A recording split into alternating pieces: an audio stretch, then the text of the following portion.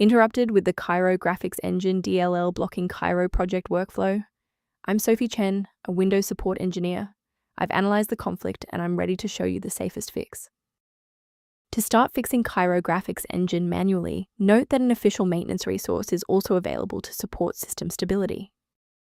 This is the Cairo Graphics Engine, a high-performance 2D vector graphics library with support for multiple output devices. It handles the rendering of clean, anti-aliased UI elements and complex PDF paths. It is a common dependency in cross-platform browsers like older Firefox builds and image editors, GIMP. If missing, the host application will fail to draw its user interface, resulting in a blank window or a graphic context initialization error. Now that you're up to speed on the file's role, let's begin the repair process. Because Cairo Graphics Engine DLL is a proprietary component linked to the Cairo Project system, a standard Windows repair will not find it, so you must reinstall the program where the error occurred to replace the file.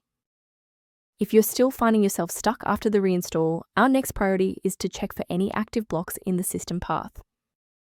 A simple restart can resolve file-in-use errors that mimic a missing Cairo Graphics Engine message.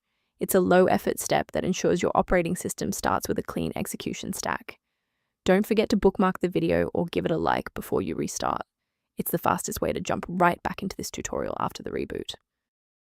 If the software remains unresponsive after the reboot, we'll transition to manual environment synchronization. Feel free to pause the video during the sync process. To fix persistent errors with integrated libraries, you must ensure a clean file sync, and you should use a dedicated uninstaller to remove the host program along with its registry keys. Following this with a fresh installation of your software components ensures that the DLL file is properly mapped for the host program to run. Why are we doing this? Well, residual registry entries can point the software to the wrong file path, and a complete removal ensures that the new installation is correctly indexed by the operating system. It's worth taking a moment to discuss the safe acquisition of runtime components. If you're attempting to register Cairo Graphics Engine DLL yourself, be aware that manual file placement frequently leads to severe software layer conflicts and long-term data corruption. For those looking for a professional-grade monitoring resource, I've provided a link to a diagnostic tool for you below. For users transitioning to structured maintenance, the link below references tools related to Cairo Graphics Engine and registry optimization.